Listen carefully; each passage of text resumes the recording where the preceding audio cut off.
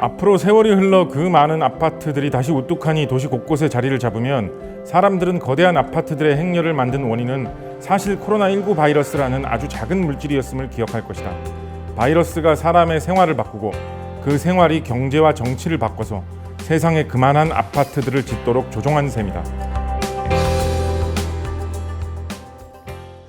사실 아파트라는 환경을 가만 살펴보면 아파트라고 하면 닭장같이 생긴 집, 되게 삭막한 콘크리트 덩어리 이런 식으로 많이 생각을 했는데 도시에 워낙 많은 사람들이 사는 2020년대, 21세기 기준으로 생각을 해보면 아파트가 사실은 그나마 식물, 동물들이 살 곳이 별로 없는 도시에서 다른 생물들이 많이 살 수 있는 그런 숨통을 틔워주는 역할을 하는 곳입니다. 소나무를 왠지 한국 사람들은 좋아하는 경향이 있어요. 사실은 소나무의 습성만 보면 도시 지역의 아파트 단지에 심기에는 아주 좋지는 않다. 그렇지만 한국 사람들이 소나무를 워낙 좋아하기 때문에 소나무를 요즘에는 아파트 단지에도 심고 있다라고 볼 수가 있겠습니다. 그렇다면 소나무는 언제부터 이렇게 한국인의 사랑을 받았을까를 생각을 해보면 의외로 그렇게 오래되지는 않았다라는 추측에 닿게 됩니다.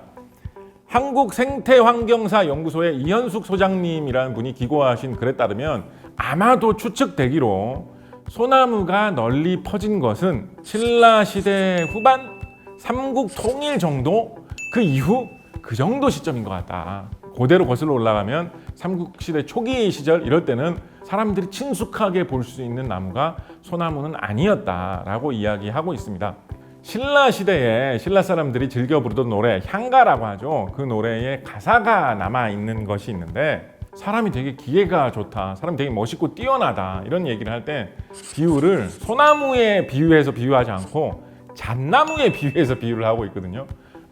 그 사람 너무 훌륭하고 멋있는 사람이다, 잣나무 같구나 라든가 두 사람이 서로 맹세를 할 때 우리 잣나무 같이 변치 말자 이런 식으로 서로 맹세를 하고 있거든요. 요즘 같으면 보통 소나무에 비유를 하겠죠, 그죠? 사실은 소나무하고 잣나무가 그렇게 다른 나무가 아닙니다. 일단 나무 자체를 봐도 되게 비슷하게 생겼고요. 이 눈여겨 보지 않으면 사실 얼핏 봐서는 구분하기도 그렇게 쉽지는 않아요. 소나무하고 잣나무는 종은 서로 다른 종인데 속이라는 단위에서 서로 같아요. 둘 다 소나무 속에 속해요. 해변에 바닷가에 많이 있는 좀 이렇게 특이하게 생긴 소나무를 일컬어서 해송 이런 식으로 부르는 거 들어보셨습니까? 해송도 소나무하고 종이 달라요. 같은 소나무 속에 속하는데 해송도 소나무의 일종이지라는 식으로 많이 생각을 하잖아요. 그렇게 치면 잣나무도 소나무의 일종이다. 또 여러분 소나무 하면 많이들 생각하시는 게 피톤치드 이런 말 많이 생각하실 거예요. 피톤치드이 무슨 뜻인지 혹시 아십니까? 피톤치드. 이게 피톤치드라고 하니까 왠지 좀 어감이 괜찮은데 이걸 약간 영어식으로 이야기해가지고 피톤 사이드 이렇게 하면 뭔가 좀 사이드 약간 이게 좀 무서운 느낌 나지 않습니까? 뭔가를 죽이는 물질 이런 거를 무슨 사이드라고 합니다. 피톤 사이드는 뭐냐? 앞에 피톤이 식물이라는 뜻이거든요. 그래서 식물에서 나오는 뭔가를 죽일 수 있는 물질을 피톤사이드, 피톤치드라고 하는 거죠. 피톤치드의 첫 역할로 많은 사람들이 주목을 했던 것은 식물들이 어떤 특정한 물질을 뿜어가지고 자기를 괴롭히는 해충을 죽이려고 하는 때 뿜어내는 물질이 바로 피톤치드다라고 생각을 했어요. 그러니까 식물들이 뿜어내는 아주 약한 정도의 살충제라는 거죠. 이렇게 생각하면 이거 뭔가 살충제 이런 거 마시기 싫은데 피톤치드 그렇게 나쁜 거였어? 라고 생각할 수도 있는데 다행히 실제로 피톤치드 중에는 몸에 좀 도움이 되고 몸을 좋게 해주는 물질도 좀 있다. 소나무가 뿜는 물질 중에 피넨이라고 하는 물질이 있거든요. 그 중에서 알파피넨이라고 하는 그 물질인 경우에 실제로 동물에게 실험을 해보았더니 2016년에 한국과학기술연구원의 이창준 박사 연구팀이 발표한 결과 잠의 질을 개선하는데 동물의 마음을 진정시키는데 도움이 되는 것 같다라는 이야기를 하고 있습니다. 아파트에 있는 몇 그루 정도의 소나무들이 뿜어내는 알파피넨이 아파트에 있는 해충을 없애주는 피톤치드, 살충제 같은 역할을 해줄 수 있을까? 혹은 아파트를 지나다니는 사람들에게 사람의 마음을 좀 진정시킬 수 있는 그런 식으로 소나무 같은 식물이 여러 가지 곤충 또 사람에게까지 영향을 주고받고 있다는 것이 소나무가 뿜어내고 있는 피톤치드라는 화학 물질을 통해서도 드러난다라고 할 수 있겠죠.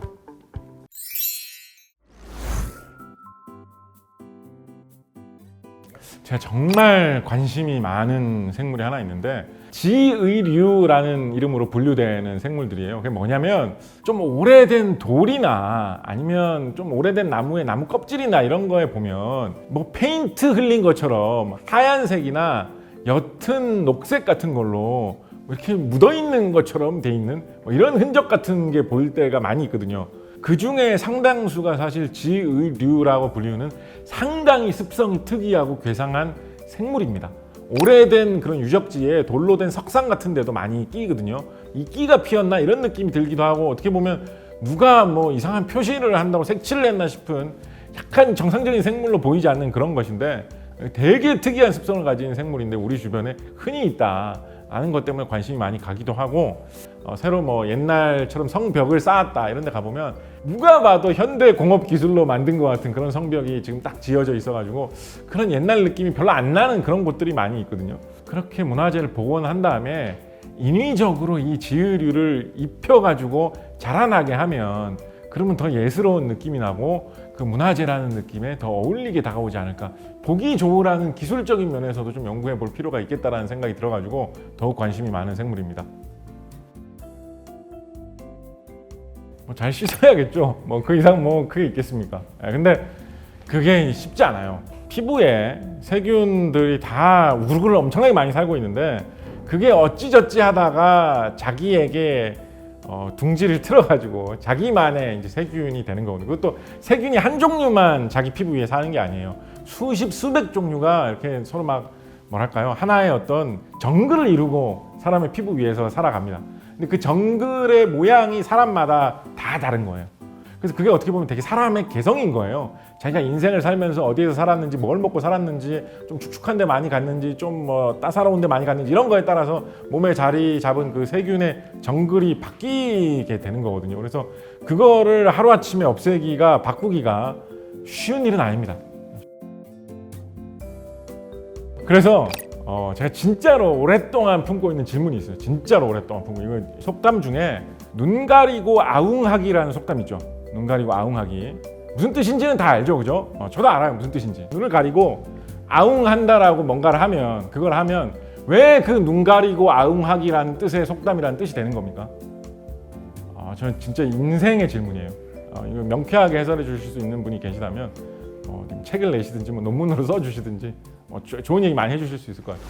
한국인이 가장 한국인의 평균대로 사는 아파트 단지라는 그 공간에서 다른 생물들하고 어떻게 부대끼며 사는지, 이런 것에 대해서 좀 더 관심을 갖고 좀 더 살펴보는 것도 여러 가지 생물들이 영향을 주고받으면서 사는 생태계를 이해하는 데 많은 도움이 될 수가 있겠죠. 그래서 제가 아파트 생물학이라는 책을 감히 썼어요. 우리가 아주 가까운 곳에서 볼 수 있는 아파트의 여러 가지 생물에 대해서 조금 더 관심을 갖고 그 이야기를 살펴보는 것, 이런 것도 생물학의 재미고 우리가 사는 세상을 더 깊게 이해하게 해주는 생물학의 재미다. 그렇게 이해해 주시면 더욱 감사하겠습니다.